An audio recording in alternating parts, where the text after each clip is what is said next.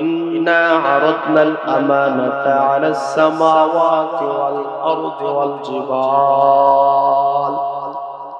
ওয়াল জিবালি ফাআবাইনা আন ইয়াহমিলনাহা ওয়া আশফাকনা মিনহা ওয়া হামালাহাল ইনসান ইন্নাহু কানা যালুমান জাহুলা। আল্লাহ রাব্বুল আলামিন আল্লাহ বলেন, ইন্না আরাদনাল আমানাতা আলাস সামাওয়াতি ওয়াল আরদি ওয়াল জিবাল।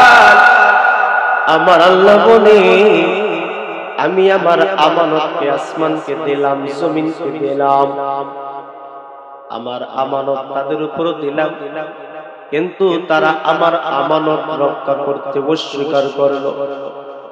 আল্লাহর আমানত কি ছিল? আল্লাহর আমানত ছিল কোরআন মাজিদ। আল্লাহ আসমানকে বললেন, আসমান আমি তোমার উপর আমার কোরআন মাজিদ দিতে চাই। আল্লাহ রাব্বুল আলামিন জমিনকে বললেন, পাহাড়কে বললেন, আমার কোরআন তোমাদের মাঝে দিতে চাই। কিন্তু লক্ষ্য করে দেখে তারা অস্বীকৃতি জানাইল, আল্লাহ আপনার কোরআন আমরা গ্রহণ করতে পারবো না, আমরা দুর্বল, আমরা সক্ষম হব না। একটা প্রশ্ন এখানে থেকেই যায়, আল্লাহ যেহেতু কোরআন আমানত হিসাবে আসমান এবং জমিনকে, পাহাড় পর্বতকে বললেন কোরআন তোমাদের মাঝে আমানত দিতে চাই, তাহারা যেহেতু অস্বীকার করলো, সরাসরি দেখা যায় আমার আল্লাহর কথাটাই অস্বীকার। কথা বলেন ঠিক নি ভাই? এবার প্রশ্নের জবাব হইল, আল্লাহ পাক রব্বুল আলামিন অপশনাল দিয়েছিলেন, পারলে তোমরা গ্রহণ করো, আবার যদি তোমরা না চাও তাহলে গ্রহণ নাও করতে পারবা, সুযোগ আছে। আসমান জমিন পাহাড় পর্বত সবগুলা চিন্তা করলো, আমার আল্লাহ যেহেতু দামি, আমার আল্লাহর কথাও দামি। কথা বলেন ঠিক নেই? যদি আল্লাহর হুকুমের মধ্যে কোনো দুর্বলতা পায় তাহলে অবশ্যই শাস্তি আছে। এবার পাহাড় পর্বত আসমান জমিন চিন্তা করলো, যেহেতু আপনি আমাদেরকে অবসর দিয়েছেন, আমানত পারলে নিতে পারি, আবার নাও নিতে পারি, আমাদের দুর্বলতা প্রকাশ করেছে আল্লাহ, আমরা কোরআনকে আমানত হিসাবে আমাদের পক্ষে সম্ভব নয়। এবার আমার আল্লাহ মানুষদেরকে ডাকতে বলেন, হে মানুষ, আমি তোমাদের মাঝে কোরআনকে দিতে চাই, আমি তোমাদের উপর কোরআন নাযিল করতে চাই, তোমরা কি আমার কোরআনকে ধরবা, আমার কোরআনকে গ্রহণ করবা? মানুষকে বলতে দেরি হয়েছে, মানুষ বলল, আল্লাহ দেন আপনার কালামুল্লাহ আমাদের মাঝে দেন, আমরা সাদরে গ্রহণ করে নিলাম। আল্লাহ বলেন, এই কোরআন আমার ইনসান, আমার মানুষ, তারা যেহেতু গ্রহণ করে নিয়েছে, অথচ এই মানুষ একবারে দুর্বল, এই মানুষগুলো একবারে দুর্বল, কিন্তু আমার কালামুল্লাহকে গ্রহণ করেছে। এবার মূল বিষয় যেটা আপনাদেরকে বোঝাতে চাই, কালামুল্লাহ আল্লাহর কালাম, আমার আল্লাহ যেমন মহান, আমার আল্লাহর কথাও মহান। কথা কোন ঠিক নেই? আমার আল্লাহ যেমন বড়, আমার আল্লাহর উপহার সেটাও বড়। কথা বলেন ঠিক নেই? আমার আল্লাহ বলেন, তাইলে আমি মহান, আমার মহানের কথা তোমরা যাহারা গ্রহণ করলা, তোমরাও দামি হয়ে গেলে। সুবহানাল্লাহ। এবার কোরআন নাযিলের মাস রমজান মাস, লক্ষ্য করে দেখেন কোরআন মক্কাতে অবতীর্ণ হয়েছে, মক্কা দামি, কোরআন মদিনায় যায়, মদিনা দামি, কোরআনকে যারা গ্রহণ করে নিল তারাও দামি। কোরআন মক্কার মানুষ গ্রহণ করেছে, মক্কার মানুষরা দামি মানুষ। অথচ 1450 বছর পূর্বের ইতিহাস তালাশ করে দেখেন, আমার আল্লাহর আসমানি গ্রন্থ ছিল এবং নবীও ছিল, নবী না থাকার কারণে আসমানি কিতাব পরিবর্তন হয়ে গেল, রাহবার নাই। পয়গম্বর ঈসা এবং আমার নবীর মধ্যখানে একটা দূরত্ব থাকার কারণে সেই সময় মানুষদের আচার ব্যবহার চলাফেরা সবকিছু ছিল নোংরা এবং অশ্লীল। কথা বলেন ঠিক নেই? যেই কারণে ওই ইতিহাসটাকে আইয়ামে জাহিলিয়াতের যুগ বলা হয়, আইয়ামে জাহিলিয়াতের যুগ বলা হয়, মূর্খতার বর্বরের যুগ বলা হয়। কিন্তু আমার আপনার নবী মায়ের নবী যখন মক্কাতে আগমন করলেন, 40 বছর যখন নবীর পূর্ণপ্রাপ্ত হয়ে গেল, বয়স হয়ে গেল, আমার আল্লাহ কোরআন নাযিল করলেন। এই আইয়ামে জাহিলিয়াতের যুগের চরিত্র পরিবর্তন আমার আল্লাহ কোরআন মাজিদ দিয়ে ঘটাইছে। এই মক্কার জমিনের লোকেরা যখন কোরআনকে ধরলো, মদিনার মুসলমান কোরআনকে ধরলো, এই জন্য মক্কা দামি হয়ে গেল, মদিনা ওয়ালা দামি হয়ে গেল। তাইলে আসুন আমরা কোরআন থেকে কিছু কথা শুনি। কোরআনকে আমরা কিছু পরিচয় জানবো। কোরআন বলো তোমার পরিচয় আমাদেরকে দাও, তুমি যে এত দামি। প্রথমত একজন মানুষের পরিচয় জানার জন্য সর্বপ্রথম জিজ্ঞাসা করে তোমার নাম কি? ঠিক নেই? আপনি আমি যদি কোরআনকে বলে কোরআন, তাইলে তুমি বলো না তোমার নাম কি? তখন কোরআন তার ভাষায় জবাব দেয়, বাল হুয়া কুরআনুম মাজিদ।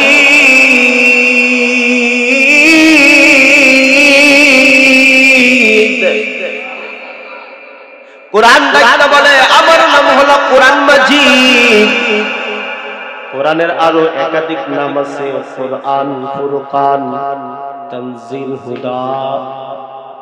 মানুষের যেমন একাধিক নাম আছে, কোরআনেরও আরো অনেক একাধিক নাম আছে। এক একটা নামে এক একটা ব্যাখ্যা, এক একটা অর্থবহ।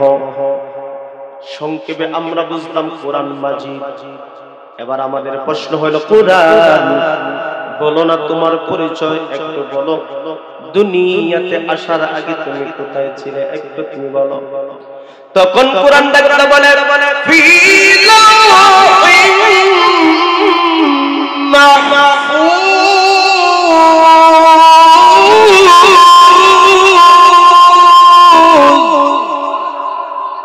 কোরআন বলে আমার ঠিকানা কোথায় ছিল জানো না? আমার ঠিকানা ছিল লৌহে মাহফুজে। আমি লৌহে মাহফুজে সংরক্ষিত ছিলাম। এবার আমাদের প্রশ্ন হইল, লৌহে মাহফুজ থেকে তুমি যে দুনিয়াতে আগমন করেছো, দিনে আগমন করেছো নাকি রাত্রিতে আগমন করেছো, একটু আমাদেরকে অবগত করো। তখন কোরআন তার ভাষায় জবাব দেয়, ইন্না আনজালনাহু ফি লাইলাতিল কদর। কোরআন ডাকতে বলে আমি লাইলাতুল কদরে নাযিল হয়েছি। এবার প্রশ্ন হইল, যে রাত্রিতে তুমি নাযিল হইলা, এই রাতের মর্যাদা আছে না নাই? কোরআন তুমি একটু আমাদেরকে বলো। তখন কোরআন ডাকতে বলে, তাইলে শুনো, আমার আল্লাহ মায়ার নবী রাহমাতুল লিল আলামিন ডাকতে বলে, ওয়া মা আদরাকা মা লাইলাতুল কদর। ও পয়গম্বর, আপনি লাইলাতুল কদর সম্পর্কে জানেননি? লাইলাতুল কদর মর্যাদা কতটুকু আছে আপনি জানেননি? আমার আল্লাহ নিজে আবার প্রশ্ন করে নিজে উত্তর দিয়ে বলল, লাইলাতুল কদর খায়রুম মিন আলফি শাহর। লাইলাতুল কদর হইল পয়গম্বর হাজার মাস চেয়ে আরো উত্তম। আর একটু জোরে কোন না, হাজার মাস থেকে আরো উত্তম লাইলাতুল কদর। তাহলে এই লাইলাতুল কদর আমাদের সামনে আছে কোন মাসে? কোন মাসে? রমজান মাস আমাদের সামনে আসেনি? কথা বলেন। একবার রমজান আমাদের কাছে চলে আসছে। এই জন্য লাইলাতুল কদর আল্লাহ বলছেন তোমরা তালাশ করো নবীজি সাহাবায়ে কেরামদেরকে একদিন এইভাবে আলোচনা করতেছে বনি ইসরাইলের এক লোকের ঘটনা করলেন এক লোক হাজার হাজার বছর ইবাদত করছে বندگی করছে এই কথা শোনার পরে সাহাবায়ে কেরাম ঘাবড়ে গেলেন সাহাবায়ে কেরাম বলেন হুজুর ৮৩,০০০ বছর প্লাস আর অধিক যে ব্যক্তি বাঁচলো আর বندگی করলো হাজার হাজার বছর বندگی করলো আর আপনি বলছেন আমাদের বয়স ৬০ থেকে ৭০ বছর কথাগুলো ঠিক আমরার বাপ দাদার একটু বয়স মোটামুটি বাড়ছে কিন্তু এখন কি পরিবেশ দেখা যায় বয়সের কোনো হিসাবই নাই ৪০ বছরের নওজোয়ান দুনিয়া থেকে বিদায় হবে কথা কোন আজকে যুবকরা দুনিয়া থেকে বিদায় নিচ্ছে বয়সের কোনো হিসাব নাই কে কার আগে চলে যাবে কেউ জানে না আসার সিরিয়াল আছে যাওয়ার কোন সিরিয়াল আছে যাওয়ার কোন সিরিয়াল আসার হাজার হাজার বছর তারা পাচ্ছে হাজার হাজার বছর তারা সময় পাইছে হাজার বছর যে সময় পাইছে হাজার বছর যে ইবাদত করছে আর আমরা ৬০-৭০ বছর তাদের সময় আর আমাদের সময় দিন রাত পার্থক্য তারা সময় পাইছে বেশি ইবাদত করলে ইবাদত করছেও বেশি আর গুনাহ করলেও কথা বল ঠিক নি নেক কাজ করলেও নেক কাজে বেশি আর গুনার কাজ দিলেও গুনার কাজে বেশি সাহাবায়ে কেরাম যখন নবীকে প্রশ্ন করলেন তখন নবী বললেন শুনো আমার আল্লাহ তোমাদেরকে এমন একটা রাত্রি দিয়েছে এমন একটা রাত্রি উপহার দিয়েছে তোমরা সময় পাইবা কম ইবাদত করবা অল্প আমার আল্লাহ হাজার মাস থেকে আরো বেশি তোমাদের সওয়াব সেটা হলো লাইলাতুল কদর সুবহানাল্লাহ আমরা যেইভাবে শবে বরাতকে মূল্যায়ন করি নিসফে মিন শাবানকে যেইভাবে আমরা মূল্যায়ন করি নিসফে মিন শাবানকে যেভাবে আমরা ইবাদতে কাটিয়ে দেই আমরা কিন্তু লাইলাতুল কদর যখন 21 23 25 27 29 তারিখ বেজুর রাত যখন লাইলাতুল কদর করা যায় ওই সময় মার্কেটিং কথা বলেন ঠিক কি যেই লাইলাতুল কদর আমাদের কাছ থেকে বিদায় নেয় আমরা শেষ দশকে কি করি আমরা মার্কেট নিয়ে ব্যস্ত থাকি এইজন্য লাইলাতুল কদর কোন দিকে যায় আমরা পুরুষও জানি না মহিলাও জানি না কথা কয় আজকে পুরুষরা যেই পরিমাণ হাটে বাজারে আছে তার চাইতে মা বোনারও অতিরিক্ত কথা কয় না রে আসেনি না আপনার ছায়া থেকে না আছে পর্দা না আছে পুশিদা আপনি যেমনে তেমনে মন চায় আমার মন চায় আমি যেমনে তেমনে চলব তোমাদের সমস্যা কথা বল ঠিক রাগ কইরেন না ভাই মা বোন যারা রাগ কইরেন না আমরা সর্বপ্রথম হিসাবটা নিতে হবে আমরা মুসলমান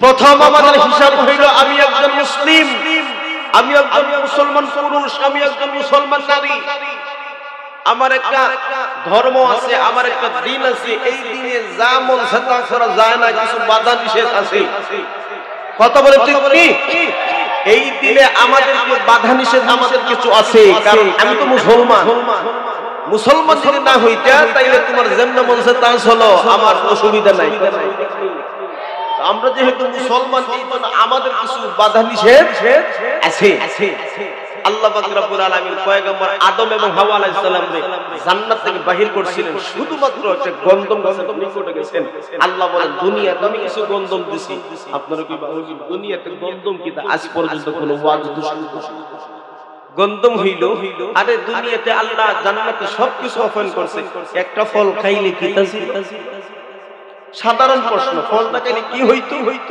সবকিছু আল্লাহ দিয়া দিল আর একটা ফল খাইলে কি হইতো আল্লাহ বুঝাতে যায় এটা ফল উদ্দেশ্য না আমি নিষেধ করছি এটা উদ্দেশ্য কথা বলেন ঠিক কি আল্লাহ বুঝাতে চায় আমি নিষেধ করেছি সব তোমার জন্য ওপেন কিন্তু নিষেধ করছি এই গাছের নিচে যেও না ফল খাইও না নিষেধ এই জন্য আল্লাহ জান্নাতে কিছু নিষেধ ছিল দুনিয়াতে আছে কথা বলেন সুদ খাওয়া যাবে না ঘুষ খাওয়া যাবে না দুর্নীতি করা যাবে না মানুষের জমি দখল করা যাবে না অন্যায়ভাবে কাউকে গালি দেওয়া যাবে না মানুষকে হাত দ্বারা জবান দ্বারা কাউরে কষ্ট দেওয়া যাবে না বেপরদায় চলাফেরা করা যাবে এটা আমার আল্লাহর পক্ষ থেকে নিষেধ কিন্তু মুসলমান আমরা আজকে নামে মুসলমান হইছি কি কাজে করবে আমরা মুসলমান হতে পারি নাই।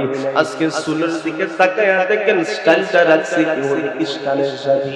আজকে পোশাকের দিকে তাকায়া দেখেন পোশাক গোলা পরিধান করি আমরা ইহুদি খ্রিস্টানের পোশাকের সাথে তাল মিলায়া। চেহারার দিকে তাকায়া দেখেন দাড়ি ওড়ে স্টাইল হইল ইহুদি খ্রিস্টান স্টাইলে। শুধু তাই না মুসলমান, আজকে প্রত্যেক কাজ কর্ম ব্যবসা থেকে নিয়ে চাকরি থেকে নিয়ে এমন কোন কর্ম নাই আমরা বিজাতীয় কালচার ফলো করি না।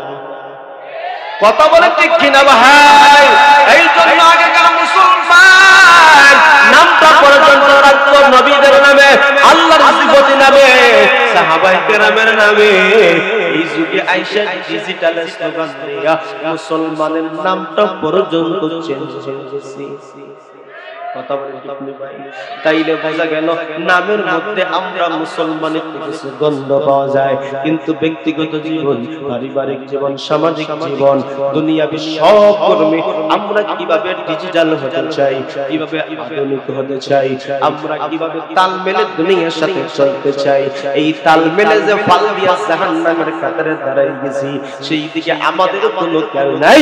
কারণ আমরা তো নামে মুসলমান, কাজে কর্মে আমরা মুসলমান হতে পারি না।